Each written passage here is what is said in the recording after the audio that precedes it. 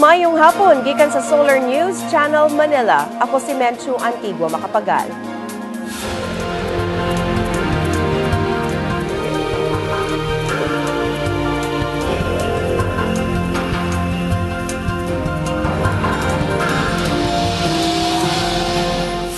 Ani ang mga balita alang sa Kabisayan ug Mindanao.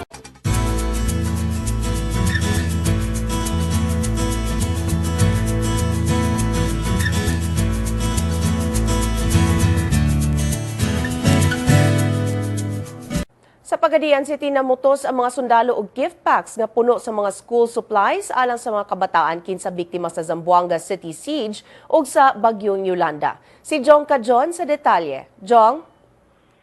Yes, sa Menchu, moabot sa 200 ka gift packs ang naandam sa mga sundalo ubo sa 1st Cavalry Squadron. Matag gift pack adunay sulod nga 8 ka notebook, usa ka ballpen, usa ka lapis ug usa ka sharpener, uban ang handwritten Christmas message gikan sa mga estudyante sa Nabalan National High School sa lungsod sa Tukuran nga kapartner sa mga sundalo sa bawang proyekto.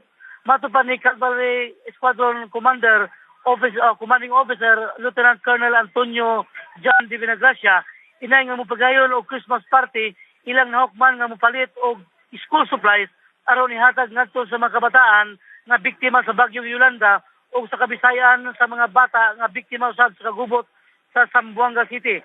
Sayo niini ang tibok 1st Mechanized Division diin nasakop ang 1st Cavalry Squadron migayon usab sa kantidad gikan sa ilang Christmas bonus alang sa Typhoon Yolanda victim. Mencho?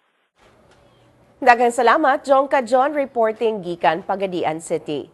Misa ka na sa sobra 6,000 ang namatay tungod sa bagyong Yolanda. Gibutyag sa National Disaster Risk Reduction and Management Council nga 6,069 na ang namatay tungod sa bagyong Yolanda. Sobra 27,000 na ang samdan o nagpabiling anaa sa dulan 1,800 ang missing. Sobra 3 milyon ka pamilya o sobra 16 milyon na ka mga tao ang apektado tungod sa bagyo. Sobra 35 billion pesos na sab ang danyo sa infrastructure ug agriculture. Aniyan ang front pages sa mga pamantalaan sa Sugbo. Sa Sunstar Cebu, Sunstar Super Balita ug Cebu Daily News, duha ang patay sa disgrasya sa bus sa Pagadian Cebu kagahapon. Atong sayro ng front pages sa mga pamantalaan sa Mindanao. Sa Sunstar Davao, midaog sa recount ang usa ka incumbent barangay captain sa Davao City batok sa mikontra sa iyang kadaugan. Sa Mindanao Daily Western Mindanao, napagkang sa kapulisan ang pagpangatake sa NPA sa police station sa Josefina, Zamboanga del Sur. Og sa Mindanao Daily Davao, gipalig-on na sa Tagum City Government ang seguridad sa syudad human sa kamatayon sa magsisibya nga si Tata Butalid. Taga Basilan Province ang nag-una sa mga candidate soldiers kinsa nakapasar sa Jungle Warfare Mountaineering Operation Course sulod sa 1st Division Infantry Training School sa Zamboanga del Sur. Si candidate soldier Rodel Babaw, taga Isabela City, Basilan Province, nag-una sa 138 members sa candidate soldier course class 318. Gisundan si Babaw sa class standing nila ni Richard Aninyon ug Nover Riliera kinsa pulos taga Mulave sa Zamboanga del Sur. Nagsugod ang training ni adtong Hunyo ug unom lang sa 144 ka candidate soldiers ang wala makalampos.